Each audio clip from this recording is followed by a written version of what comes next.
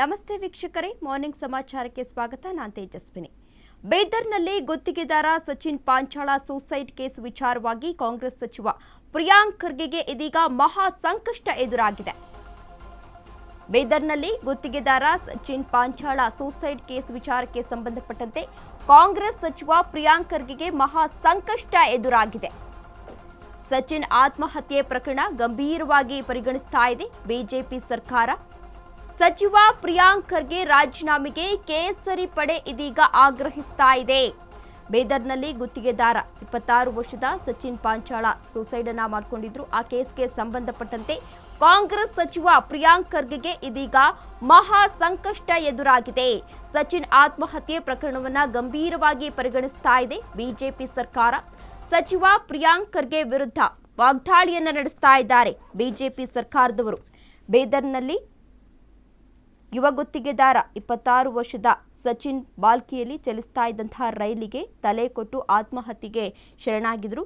Death note ಅನ್ನ ಕೂಡ ಬರೆದಿಟ್ಟು ರೈಲಿಗೆ ತಲೆ ಕೊಟ್ಟು ಆತ್ಮಹತ್ಯೆಯನ್ನ ಮಾಡಿಕೊಂಡಿದ್ದು. ಈ ಪ್ರಕರಣದಲ್ಲಿ ಸಚಿವ ಪ್ರಿಯಾಂಕ್ ಖರ್ಗೆ ಆಪ್ತನ ಹೆಸರು ಇದೀಗ ತಳುಕನ್ನ ಹಾಕಿಕೊಂಡಿತು. ಇನ್ನು ಸಚಿವ ಪ್ರಿಯಾಂಕ್ ಖರ್ಗೆ ಆಪ್ತ ರಾಜು ಕಪನೂರು ಎಂಬುವರು 15 ಲಕ್ಷಕ್ಕೂ ಅಧಿಕ ಹಣವನ್ನ ತೆಗೆದುಕೊಂಡು ಟೆಂಡರ್ ನೀಡದೆ ವಂಚನೆಯನ್ನ ಮಾಡಿದ್ದು ಮಾತ್ರವಲ್ಲದೆ 1 ಕೋಟಿ ಹಣ ನೀಡುವಂತೆ ಒತ್ತಡ, ಕೊಲೆ ಬೆದರಿಕೆಯನ್ನ ಹಾಕಲಾಗಿದೆ ಎಂದು ಸಚಿನ್ ಡೆತ್ ನೋಟ್ ಅಲ್ಲಿ ಬರೆದಿಟ್ಟು ರೈಲಿಗೆ ತಲೆ ಕೊಟ್ಟು ಆತ್ಮಹತ್ಯೆಯನ್ನ ಕೂಡ ಮಾಡಿಕೊಂಡಿದ್ರು. ಈ ಹಿನ್ನೆಲೆಯಲ್ಲಿ ಈ ಪ್ರಕರಣ ಇದೀಗ ರಾಜಕೀಯ ಸ್ವರೂಪವನ್ನ ಪಡೆದುಕೊಂಡಿದ್ದು ಜೆಡಿಎಸ್ ಹಾಗೂ ಬಿಜೆಪಿ ನಾಯಕರು ಸಚಿವ ಪ್ರಿಯಾಂಕ್ ಖರ್ಗೆ ವಿರುದ್ಧ ಮುಗಿಬಿದ್ದಿದ್ದಾರೆ. ಸರ್ಕಾರದ ವಿರುದ್ಧ ವಿಪಕ್ಷ ನಾಯಕರು ಗಂಭೀರ ಆರೋಪವನ್ನ ಮಾಡ್ತಾ ಇದ್ದಾರೆ. ಈ ಹಿಂದೆ ಗುತ್ತಿಗೆದಾರ ಆತ್ಮಹತ್ಯೆ ಕೇಸ್ನಿಂದ ಕೈ ಲಾಭವನ್ನ ಪಡೆದುಕೊಳ್ತಾ ಇದೆ. ಕಾಂಗ್ರೆಸ್ ಅಧಿಕಾರಕ್ಕೆ ಬರುವುದಕ್ಕೂ ಮುನ್ನ 40% ಆರೋಪ ಕೂಡ ಕೇಳಿ ಬಂದಿತ್ತು. ಆ ವೇಳೆ ಅತಿ ಹೆಚ್ಚಾಗಿ ರಿಯಾಕ್ಟ್ ಅನ್ನ ಕೂಡ ಮಾಡಿದ್ರು ಪ್ರಿಯಾಂಕ ಖರ್ಗೆ ಅವರು. ಸದ್ಯ ಪ್ರಿಯಾಂಕ್ ಖರ್ಗೆ ಟಾರ್ಗೆಟ್ ಮಾಡಿದ್ರ ಕೇಸರಿ ಪಡೆ ಎನ್ನುವ ಪ್ರಶ್ನೆ ಕೂಡ ಎದುರಾಗ್ತಾ ಇದೆ. ಗುತ್ತಿಗೆದಾರರ ಹೆಸರಿನಲ್ಲಿ ಕಾಂಗ್ರೆಸ್ ಚೆಲ್ಲಾಟ ಆರೋಪ ಕೂಡ ಕೇಳಿ ಬಂದಿತ್ತು. ಸರ್ಕಾರದ ವಿರುದ್ಧ ಇದೀಗ ವಿಪಕ್ಷ ನಾಯಕರು ಗಂಭೀರ ಆರೋಪವನ್ನ ಮಾಡ್ತಾ ಇದ್ದಾರೆ ಕಾಂಗ್ರೆಸ್ ಸರ್ಕಾರದ ವಿರುದ್ಧ.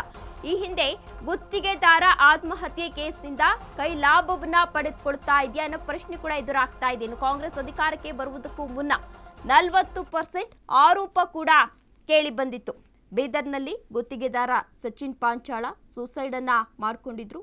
ಆ ಕೇಸ್ಗೆ ಸಂಬಂಧಪಟ್ಟಂತೆ ಕಾಂಗ್ರೆಸ್ ಸಚಿವ ಪ್ರಿಯಾಂಕ್ ಖರ್ಗೆಗೆ ಇದೀಗ ಮಹಾ ಸಂಕಷ್ಟ ಕೂಡ ಎದುರಾಗಿದೆ. ಸಚಿನ್ ಆತ್ಮಹತ್ಯೆ ಪ್ರಕರಣವನ್ನ ಗಂಭೀರವಾಗಿ ಬಿಜೆಪಿ ಸರ್ಕಾರ ಪರಿಗಣಿಸ್ತಾ ಇದೆ. ಸಚಿವ ಪ್ರಿಯಾಂಕ್ ಖರ್ಗೆ ರಾಜೀನಾಮೆಗೆ ಕೇಸರಿ ಪಡೆ ಇದೀಗ ಆಗ್ರಹಿಸ್ತಾ ಇದೆ. ಈಗಾಗಲೇ ಸಾಕಷ್ಟು ಪ್ರತಿಭಟನೆಯನ್ನ ಕೂಡ ನಡೆಸಲಾಗಿದೆ.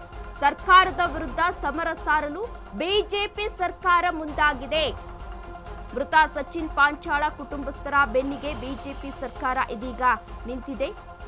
ಇಂದು ಮೃತ ಸಚಿನ್ ನಿವಾಸಕ್ಕೆ ಬಿಜೆಪಿ ನಿಯೋಗ ಭೇಟಿ ನೀಡುವ ಸಾಧ್ಯತೆ ಕೂಡ ಇದೆ. ಕುಟುಂಬಸ್ಥರಿಗೆ ಸಾಂತ್ವನವನ್ನ ಹೇಳಲಿದ್ದಾರೆ. ಬಿಜೆಪಿ ನಿಯೋಗದಿಂದ ಇವತ್ತು ಸಾಂತ್ವನವನ್ನ ಹೇಳಲಿದ್ದಾರೆ. ಸರ್ಕಾರದ ವಿರುದ್ಧ ಸಮರ ಸಾರಲು ಇದೀಗ ಬಿಜೆಪಿ ಸರ್ಕಾರ ಮುಂದಾಗಿದೆ. ಮೃತ ಸಚಿನ್ ಪಾಂಚಾಳ ಕುಟುಂಬಸ್ಥರ ಬೆನ್ನಿಗೆ ಬಿಜೆಪಿ ಸರ್ಕಾರ ಇದೀಗ ನಿಂತಿದೆ. ಸಾಕಷ್ಟು ನಾಯಕರು ಹೋಗೋ ಸಾಧ್ಯತೆ ಇದೆ. ಇಂದು ಮೃತ ಸಚಿನ್ ನಿವಾಸಕ್ಕೆ ಬಿಜೆಪಿ ನಿಯೋಗದಿಂದ ಭೇಟಿ ನೀಡುವ ಸಾಧ್ಯತೆ ಕೂಡ ಇದೆ. ಕುಟುಂಬಸ್ಥರಿಗೆ ಸಾಂತ್ವನವನ್ನ ಹೇಳಲಿದ್ದಾರೆ ಬಿಜೆಪಿ ನಿಯೋಗದವರು ಎನ್ನುವ ಮಾಹಿತಿ ಕೂಡ ಸಿಗ್ತಾ ಇದೆ.